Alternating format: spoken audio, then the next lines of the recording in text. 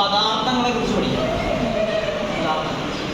നമുക്ക് ചുറ്റും അനവധി വസ്തുക്കൾ കാണാൻ സാധിക്കും.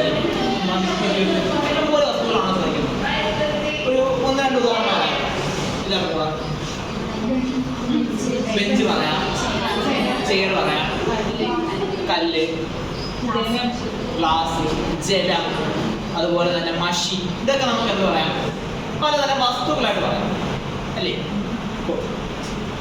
ജലം എടുക്കുകയാണെങ്കിൽ ജലത്തിന്റെ പ്രത്യേകത എന്താണ്? ബേസിക് പ്രത്യേകതയാണ് ഫ്ലോ ടു ഫ്ലോ, അല്ലെങ്കിൽ ഒഴുകാനുള്ള കഴിവുണ്ടാണ് ജലം അല്ലേ? ഒഴുകാൻ കഴിവുള്ള വസ്തുവാണ് ജലം.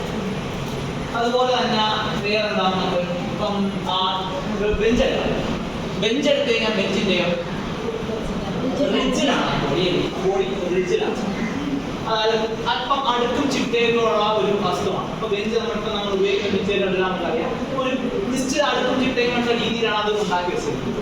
ഓക്കെ, ഇപ്പൊ ഞാൻ നിങ്ങളുടെ മുമ്പിൽ ഒരു ഉദാഹരണം കാണിക്കാം.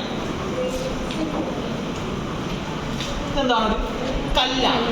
ഓക്കെ, ഇതുപോലെ തന്നെ ഇതെന്തോന്നാണ്? ഒരു ചോപ്പീസാണ്. ഇത് രണ്ടും ഞാൻ ഇവിടെ ഇങ്ങനെ വയ്ക്കുകയാണ്. നിങ്ങൾക്ക് കാണാൻ പറ്റുന്ന രീതിയിൽ വയ്ക്കുകയാണ്. ഓക്കെ, എല്ലാവരും കണ്ടല്ലോ, ഒരു കല്ല്, ഒരു ചോപ്പീസ്. അപ്പൊ ഞാൻ ഈ കല്ല് ഇവിടെ വച്ച സമയത്ത് ഈ ചോപ്പീസ് വയ്ക്കുമ്പോൾ ഇതിന് രണ്ടിനും ഒരു നിശ്ചിത ആകൃതി ഉണ്ടോ, അല്ലെങ്കിൽ ഒരു ഷേപ്പ് ഉണ്ടോ? ഉണ്ട് അല്ലെ? ഒരു നിശ്ചിത ഷേപ്പ് ഉണ്ട്. അത് അത്യാവശ്യം നല്ലൊരു ഷേപ്പ് ഉണ്ട്. ചോപ്പീസ് ഇരിക്കുമ്പോൾ ഇങ്ങനെ ഒരു ഷേപ്പ് ഉണ്ട്. അതുപോലെ തന്നെ കല്ലിന് ഒരു ഉരുളൻ ഷേപ്പ് ഉണ്ട്. ഓക്കെ, അതുപോലെ തന്നെ ഇത് വച്ചപ്പോൾ ഈ രണ്ട് സാധനങ്ങൾ വച്ചപ്പോൾ അതിന് ഇരിക്കാൻ സ്ഥലം ആവശ്യമുണ്ടോ? ഉണ്ട് അല്ലേ? അത് ഇരിക്കാൻ നമ്മൾ ഡെഫിനറ്റ് ആയിട്ട് സ്പേസ് വേണ്ടി. ഓക്കെ, അതുപോലെ തന്നെ ഇതിന് ഒരു ഡെഫിനറ്റ് വോളിയം ഉണ്ടോ, അല്ലെങ്കിൽ ഒരു നിശ്ചിത വ്യാപ്തി ഉണ്ടോ? ഉണ്ട്. അതിന് നമ്മൾ എന്ത് ചെയ്യുന്നു? അതിന് നിശ്ചിത വോളിയം ഉണ്ട്. അപ്പോൾ ഈ കല്ലും ഈ ചോപ്പീസും വച്ച സമയത്ത് എന്ത് സംഭവിച്ചു? അതിന് ഒരു ഡെഫിനിറ്റ് ഷേപ്പ് ഉണ്ടായി, അല്ലെങ്കിൽ എന്തുണ്ടായി? വച്ചപ്പോൾ ഒരു ആകൃതി, നിശ്ചിതമായ ഒരു ആകൃതി അതിനുണ്ടായി. അതുണ്ടെന്ന് പറയാം. അതുപോലെ തന്നെ പറയാം നമുക്ക് ഇറ്റ് നീഡ് സം സ്പേസ്, ഇരിക്കാനായിട്ട് അതിന് സ്ഥലം ആവശ്യമായിട്ടുണ്ട്.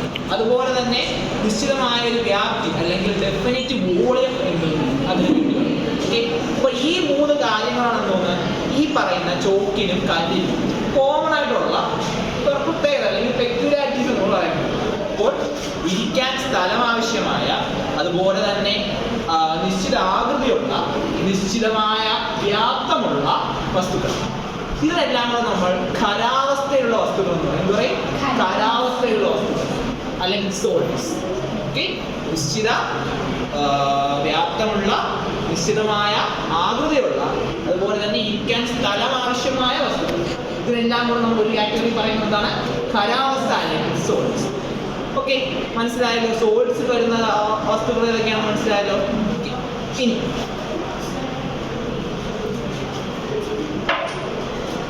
ഈ ഗ്ലാസ്സിൽ നിറച്ചെന്തോന്നാണ് ചെയ്യുന്നത്? ജലമാണല്ലേ? ജലം. അപ്പൊ ഇതില് ഈ ഗ്ലാസ്സിലെടുത്ത് വയ്ക്കുമ്പോൾ എന്താണ്? ഈ ജലത്തിന് ഇപ്പോൾ ഗ്ലാസിന്റെ ഷേപ്പിലല്ലേ ജലം ഇരിക്കുന്നത് അല്ലേ? ഗ്ലാസിന്റെ ഷേപ്പിലാണ് ജലം ഇരിക്കുന്നത്. ഞാൻ ഇതിനെ ഈ ബോട്ടിലോട്ട് മാറ്റുക. ആ ജലത്തിന് എന്താണ്? ഈ ബോട്ടിലോട്ട് മാറ്റുകയാണ്.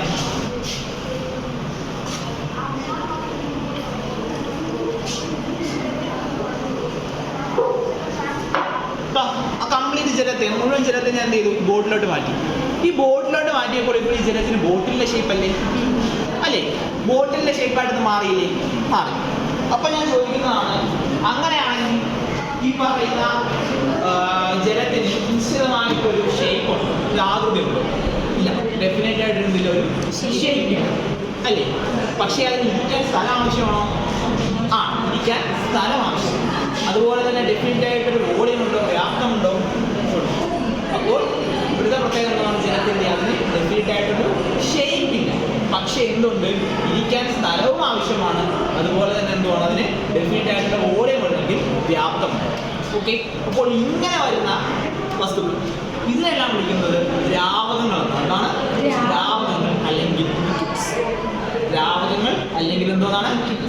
അപ്പോൾ ഇരിക്കാൻ സ്ഥലം ആവശ്യമായ, അതുപോലെ തന്നെ എന്താണ്?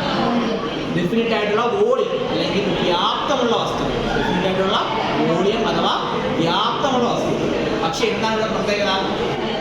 അതിന് ഡെഫിനറ്റ് ആയിട്ടുള്ള ഷേപ്പ് ഡെഫിനറ്റ് ആയിട്ട് എന്തില്ല, ഷേപ്പ് ഇല്ല. ഓക്കെ, ആകൃതി ഇല്ല. ഡെഫിനറ്റ് ആയിട്ട് എന്തില്ല, ആകൃതി ഇല്ല. അതുപോലുള്ള വസ്തുക്കളാണെന്ന് പറയുന്നത് നമ്മുടെ കാറ്റഗറി ഓഫ് ലിക്വിഡ്സ്, ദ്രാവകാവസ്ഥയാണ്.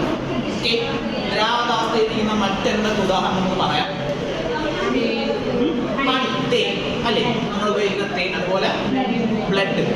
അതൊക്കെ നമ്മൾ എടുക്കുന്ന കണ്ടെയ്നർ ഏതാണ്? ഇപ്പോൾ ഈ ബോട്ടിൽ എടുക്കുമ്പോൾ ബോട്ടിന്റെ ഷേപ്പ് വരും, ഗ്ലാസ് എടുക്കുമ്പോൾ ഗ്ലാസിന്റെ ഷേപ്പ് വരും. അപ്പോൾ ഡിപ്പെൻഡ്സ് ഓൺ ദ കണ്ടെയ്നർ, നമ്മൾ എടുക്കുന്ന ആ ഒരു എന്താ കണ്ടെയ്നർ ഏതാണോ അതിനനുസരിച്ചാണ് എന്ത് ചെയ്യുന്നത്, അതിന് ഷേപ്പ് ഇടുന്നത്.